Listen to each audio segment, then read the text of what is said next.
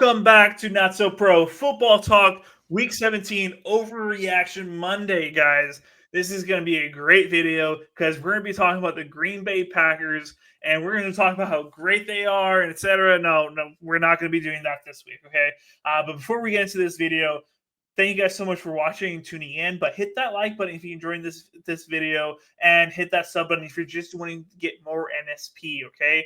But let's go talk about the Green Bay Packers, all right? This is my overreaction, okay? As a Green Bay Packer fan, as a believer, as a guy who rides and dies with this team, this is my overreaction.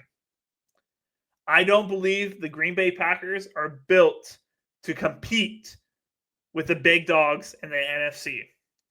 We have lost against the Eagles, we've lost against the Lions twice, and we've lost against the Vikings twice, okay? The Lions, in the last game, we were competitive against. And the Vikings, we were able to come back late, but we got stomped down early. And the Eagles, we lost to them very close. We were close in most of these games, and we looked competitive, but we lost every single one of them against the top dog in the NFC.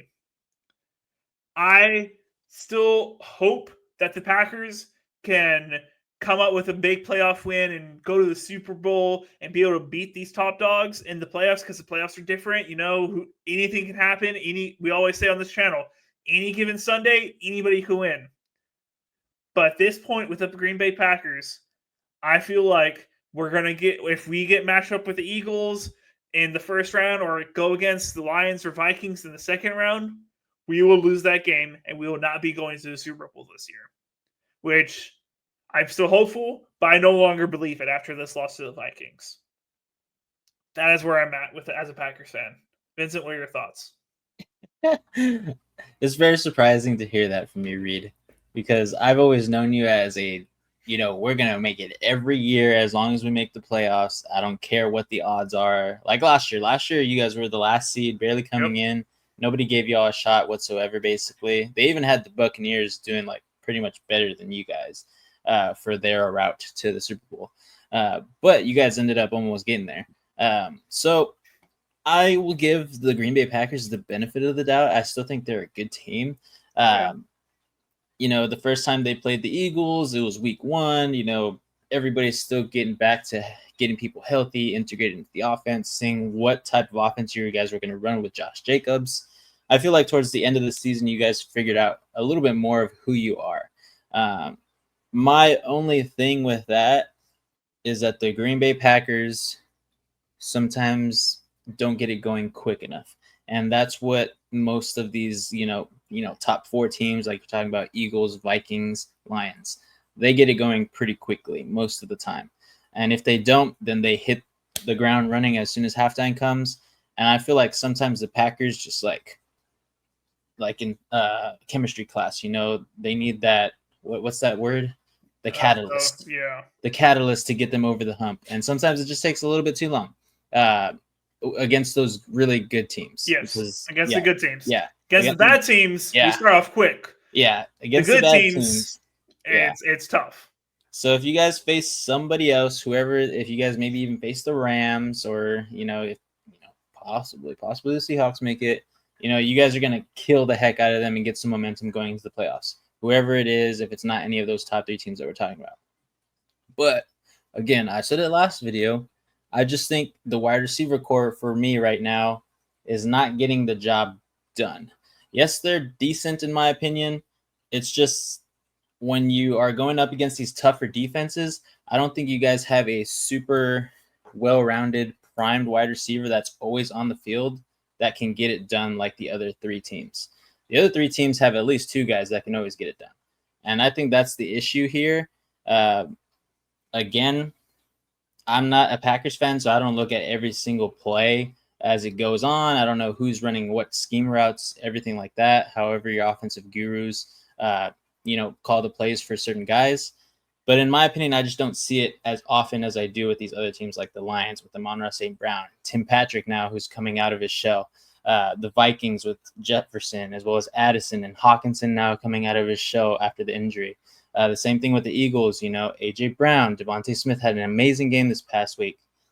They have those double type duos that get it done every single time. And I think the only thing that the Packers need, because they got the running back now, it's just one of those big pack-a-punch wide receivers who can always get it done.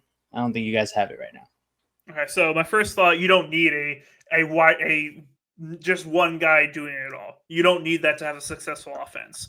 You just need multiple guys being able to do it on certain plays. You don't need just a one type of person in any type of offense. I don't believe you need that, because you have to pay that guy $30 million an hour and ruin $30 million a year, and then you ruin your offense and cap.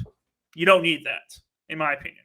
But currently, our wide receivers, a lot of talent everywhere. They get open. They're really well rounded. But they drop balls. They drop a lot of balls. Jaden Reed dropped 2 today. I believe Wicks dropped 1 today. Christian Watson was out, and Bo Melton had some not so great plays as well.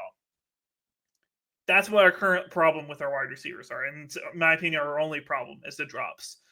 We don't have a problem in anything else. It's just the drops. Which, yeah, you can say that other teams are better than us because on the wide receiver cord because of that, whatever. But you do not need a number one guy to be able to be a successful offense. I don't believe that whatsoever, in my opinion. You just ruin your cap by having that type of person. But yeah, the Packers, as you said, we don't start off well against good teams. We struggle in the first half. In the first few quarters, we're very much a second half team against those type of teams out there. This week against the Vikings, Josh Jacobs, first drive, fumbles. Can't do that. That is a momentum killer for the first half. And then after that, we got down to the 4 or 5 yard line and we kick it. We don't go for it on fourth down.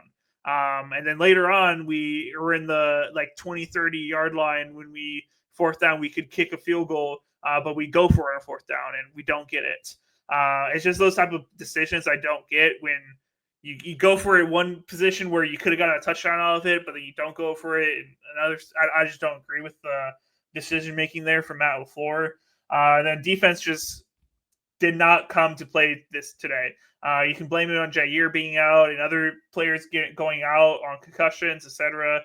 So we're banged up a little bit, but every team is banged up. Like, if I make that excuse to a Lions fan, they're going to laugh in my face because they're completely banged up on the defense. But yeah, we got banged up on the defense, and the other guys just weren't able to play up to the caliber. Like, we don't have coverage guys as far as corners that can match up against both Jefferson and Addison at the same time to be able to cover those guys without Jair Alexander. We don't have that, unfortunately. We have guys that can do it for certain plays. They made some really good plays. Like Nixon made a few plays.